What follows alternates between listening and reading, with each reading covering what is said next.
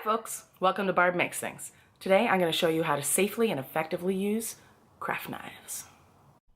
Barb Makes Things! Scissors are great, especially really sharp scissors. They can also distort whatever material you're working with. It can be tough to get fine details, and you can have a hard time with thicker materials. If you're trying to cut cardboard, your hands may wear out quickly. And with foam core, you're just not going to get the clean cut you want. Craft knives avoid those problems.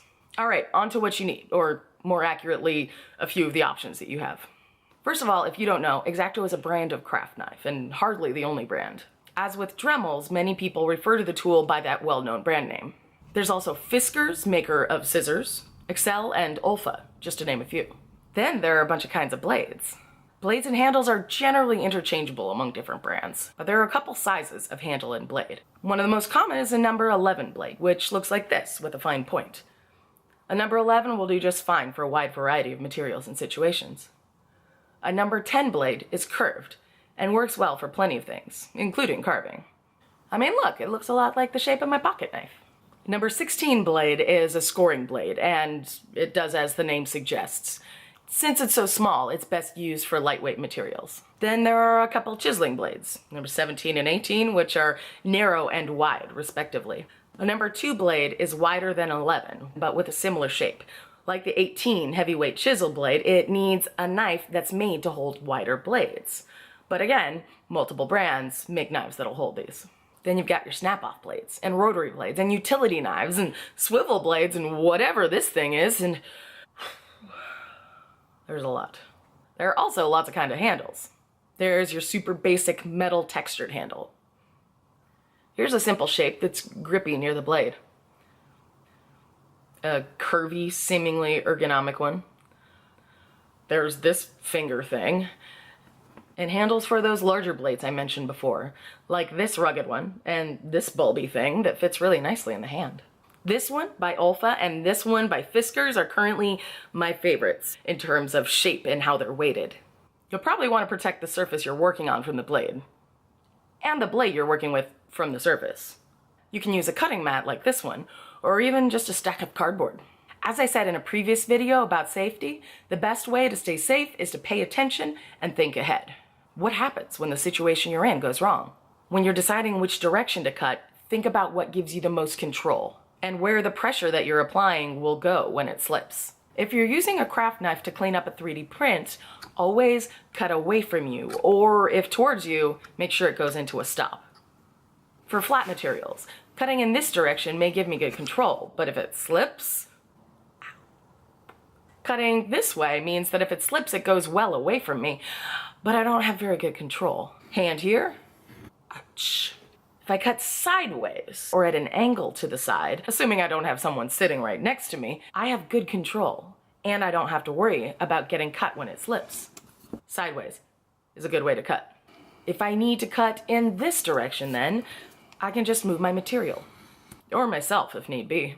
Over the years, I've only cut myself a couple times with craft knives, and it was always a result of not paying attention, reaching for something and not noticing where the blade was. Holding the knife while not thinking about the blade position. You can avoid that by being conscious about the tool. If you're not using it, put the cap on it and set it out of the way. Holding the knife. You need a good controlled grip, and different knives encourage different kinds of grips. This one would be good to hold with 4 fingers stretched out on top and thumb and other fingers holding the sides. This knife, I like holding like a pencil most of the time. This is not a good way to hold this knife since it doesn't give you complete control. Neither is this. Like a pencil, use your fingers to help guide the knife. To give you a little more control and precision, especially for small details, you can brace your hand against the table, like so. Your blade can only slip so far when your hand is immobile on the table. Shift when you need to relocate the blade. Oh, and about blades.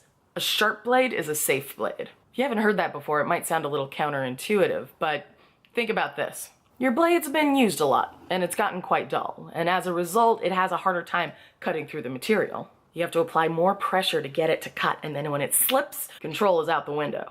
When your blades are sharp, you need very little pressure and you have a lot more control. Especially when you're cutting something thick like cardboard, all you need to do is make several light cuts, and that shouldn't be hard to do if you've got a nice sharp blade. So when it gets harder to cut, change your blade.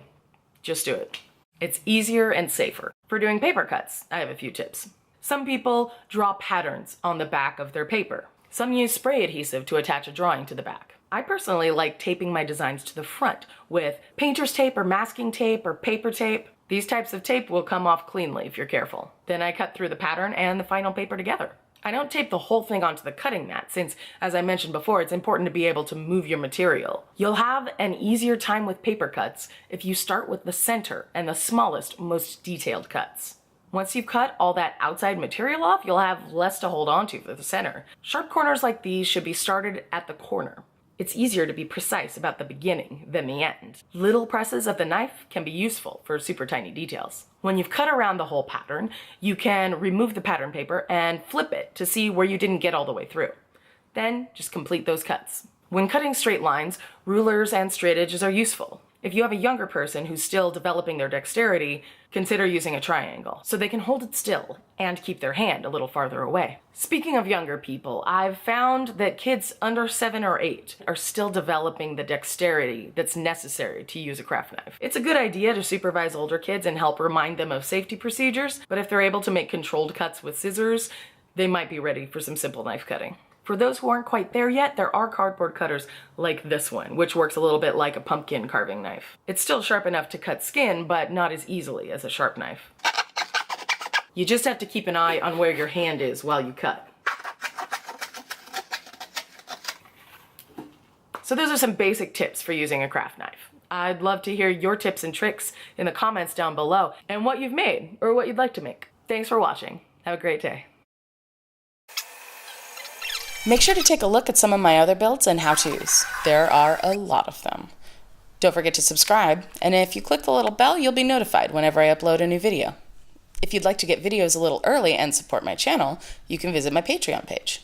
Thanks for watching. Have a great day.